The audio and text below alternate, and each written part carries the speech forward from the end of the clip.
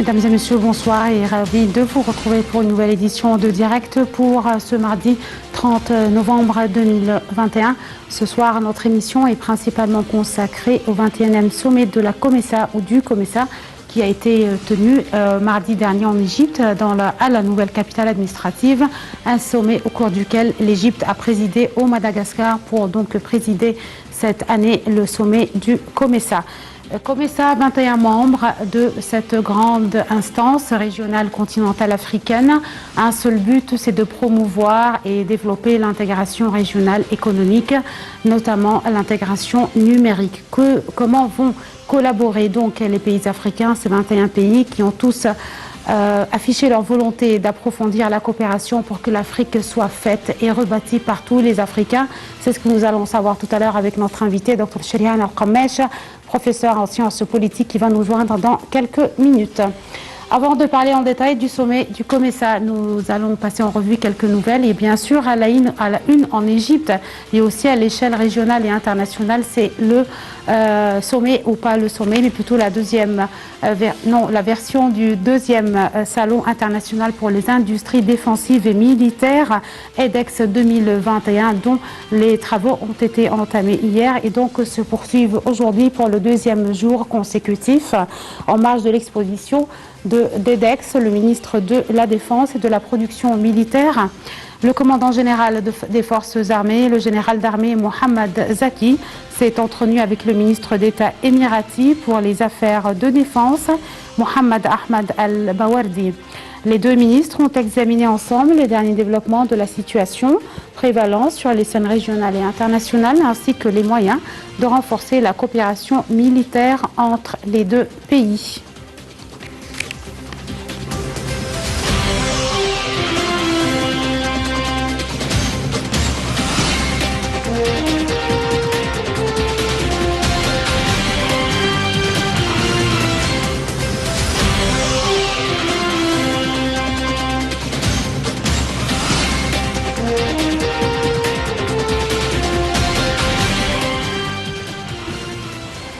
Et bien sûr, en marge de ce sommet, chers téléspectateurs, notre correspondante Noha Aleh était sur place depuis ce matin et même depuis hier pour suivre de près les travaux de ce deuxième salon international pour les industries défensives et militaires EDEX 2021. Et c'est à cet égard que notre collègue Noha Aleh nous a préparé une interview avec le général Jean-Marc Duquesne, délégué général du J4 au salon, deuxième salon international pour les industries défensives et militaires, l'EDEX. Suivons ensemble cette interview de notre collègue Noha Aleh.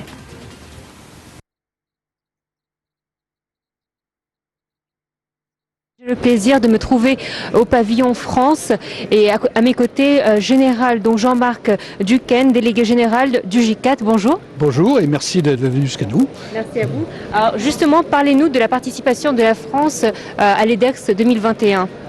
Eh bien écoutez, donc c'est notre deuxième participation et puisque c'est le deuxième salon, nous avons été d'emblée intéressés par votre salon. Nous avons plus d'une trentaine d'entreprises françaises, soit sur ce pavillon où vous êtes actuellement, soit des entreprises qui exposent chez leurs partenaires égyptiens avec beaucoup de bonheur. Et justement, lorsque je vous présentais, je disais que vous étiez délégué général donc, du J4. Qu'est-ce que le J4 ? Le J4, c'est un groupement professionnel d'industriels. Nous représentons plus de 300 entreprises françaises, plutôt du domaine terrestre, aussi bien dans le domaine de la défense que de la sécurité. Et que représente justement l'industrie d'armement française à travers le monde ? Cette industrie, je crois qu'il faut voir d'où elle vient en fait. Je crois qu'il y a une chose qui est assez commune à l'Égypte et à la France, c'est la notion de souveraineté et la notion d'autonomie stratégique.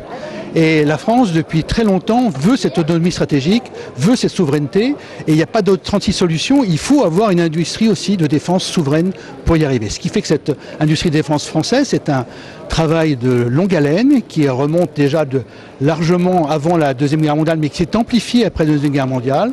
Et donc il y a eu un effort budgétaire important de la France dans ce domaine, de façon à ce que nos armées soient équipées avec notre propre matériel, de façon à pouvoir être souverains et autonomes dans nos décisions. Et si on parle de la relation France-Égypte dans le domaine militaire ? Écoutez, elle ne fait que s'amplifier et on le voit à quel point, aussi bien dans le domaine opérationnel et industriel, à quel point ce partenariat s'amplifie. En tant qu'expert, vous avez certainement participé à différentes expositions d'armement. EDEX est un nouveau-né dans ce domaine-là, c'est sa deuxième édition. Comment trouvez-vous cette exposition? Je dirais qu'EDEX est bien né, et donc bravo, mais en fait, un salon c'est quoi? C'est pas uniquement de vendre quelque chose, ça correspond, je dirais, à la stature, à la position d'un pays. Nous avons, je dirais, entre la France et l'Égypte, beaucoup de choses en commun. Une nation, une histoire. Vous avez une brillante civilisation qui est encore plus ancienne que la nôtre dans ce domaine. Et vous avez aussi, géopolitiquement, une position d'acteur régional de stabilisation de la région. Quand on voit ce qui se passe en Méditerranée orientale, ce qui se passe à vos frontières, entre la Libye, le Soudan, etc., vous avez un rôle majeur à jouer. Et donc, il est important que vos forces armées disposent d'un matériel de qualité pour pouvoir répondre aux crises éventuelles. Pour une personne lambda comme moi, qui ne s'y connaît pas dans l'industrie de l'armement, quand on entend armement, exposition d'armement, on pense forcément à la guerre et au terrorisme. Et c'est à tort.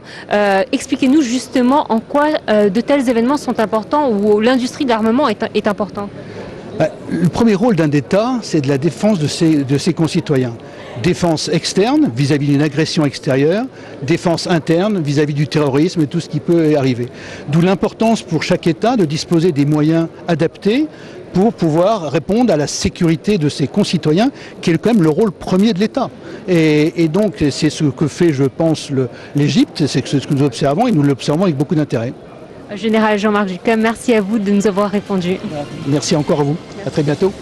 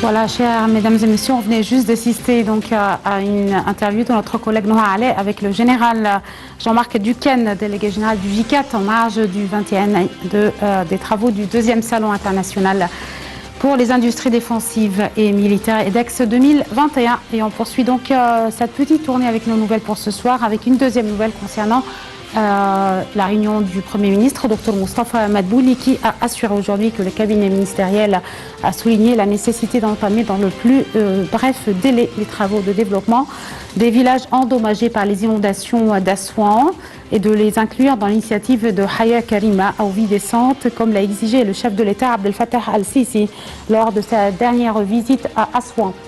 Au cours de la réunion du cabinet ministériel, Dr Madbouli a souligné l'importance du suivi des derniers développements des projets de Haya Karima. Le Premier ministre a affirmé que les citoyens valorisent l'importance de ces projets qui sont reliés directement à leur vie quotidienne, estimant que le gouvernement doit être à la hauteur des aspirations du peuple. Le Premier ministre a par ailleurs salué les efforts de tous les participants à la cérémonie de l'allée des Sphinx, ajoutant que l'État a lancé un projet grandiose pour développer la ville d'Assouan, étant une des villes touristiques les plus importantes en Égypte.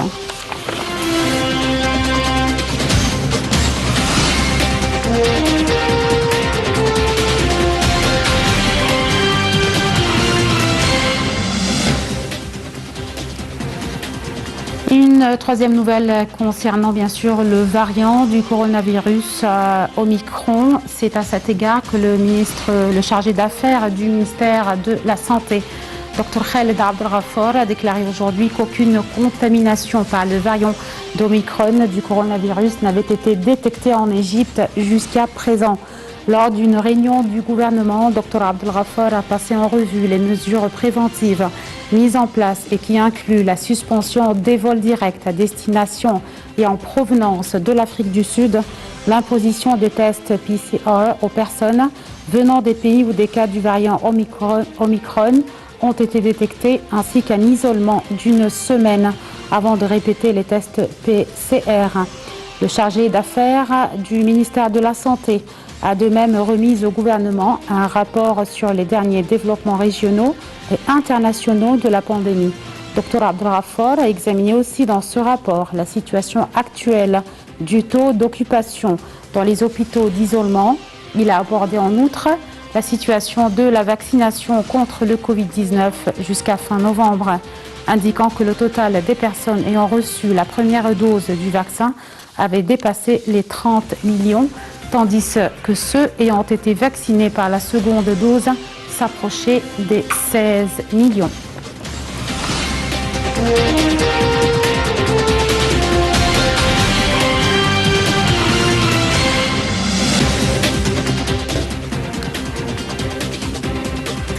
Et à présent, on passe à la deuxième partie de direct avec nos commentaires et les comptes rendus de l'équipe de rédaction de ce soir pour notre sujet principal, le 21e sommet du COMESA qui a eu lieu en Égypte au Caire, à la nouvelle capitale administrative mardi dernier. Un sommet au cours duquel l'Égypte donc succède à la présidence du Madagascar pour présider le COMESA. Donc les travaux de ce 21e sommet marché commun d'Afrique orientale et australe ont été lancés mardi dernier dans la nouvelle capitale administrative avec la participation des chefs d'État et de gouvernement membres. Lors du sommet, le président Abdel Fattah al-Sisi a assumé la présidence tournante du COMESA et a lancé le plan d'action stratégique à moyen terme du COMESA pour la période 2021-2025 qui vise à approfondir l'intégration économique régionale et le développement des pays du COMESA en harmonie avec l'accord sur la zone de libre-échange économique continentale, la ZLECA.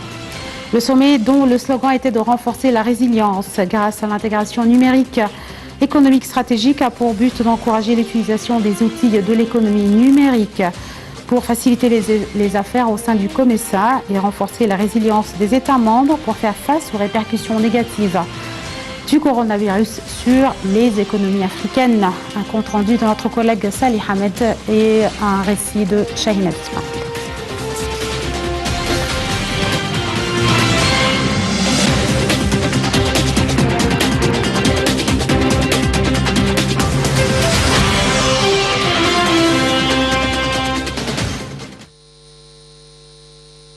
Le traité du marché commun d'Afrique orientale et australe COMESA, signé par 20 États d'Afrique orientale et australe en novembre 1993, a été ratifié lors du sommet de Lilongwe en décembre 1994. Se substituant à la zone d'échange préférentielle, le COMESA en reprend le principal objectif, la promotion de l'intégration économique régionale à travers le développement du commerce et de l'investissement. 3 pays ont quitté le COMESA à la demande de la RSA, le Mozambique et le Lesotho en avril 1997, puis la Tanzanie en août 1999. La Namibie est sortie de l'organisation en 2004 et l'Angola a suspendu sa participation. À court terme, le COMESA a pour objectif de mettre en place une zone de libre-échange, suppression des barrières douanières internes et une union douanière entre ses membres. À plus long terme, il est envisagé d'établir une union monétaire d'ici 2025. La structure de base est constituée par secrétariat général, situé à Lusaka, en Zambie. Récemment restructuré, cet organe joue un rôle consultatif et technique dans l'application du traité, dont l'interprétation a été confiée à une cour de justice spéciale. Les chefs d'État et de gouvernement se réunissent tous les ans. À cette occasion, la présidence de l'organisation revient aux pays hôtes. Plusieurs autres pays sont alors invités, en qualité d'observateurs comme la France, la Chine, l'Inde et les États-Unis. Les ministres des pays du COMESA se réunissent également à intervalles réguliers au minimum une fois par an lors des sommets des chefs d'État ou de gouvernement. La diplomatie égyptienne est soucieuse de tirer profit du membership de l'Égypte dans la zone de libre-échange relevant du COMESA pour augmenter le volume des exportations égyptiennes dans les États de la région, attirer davantage d'investissements étrangers et frayer la voie à de nouvelles chances d'emploi aux jeunes Égyptiens. Relancer le rôle de l'organisme de l'investissement du COMESA siégeant en Caire, encourager les hommes d'affaires et les sociétés des secteurs publics et privés à établir des projets d'investissement. Tirer profit du membership de l'Égypte dans la banque du COMESA pour financer l'exportation de produits égyptiens aux États membres de la zone de libre-échange COMESA.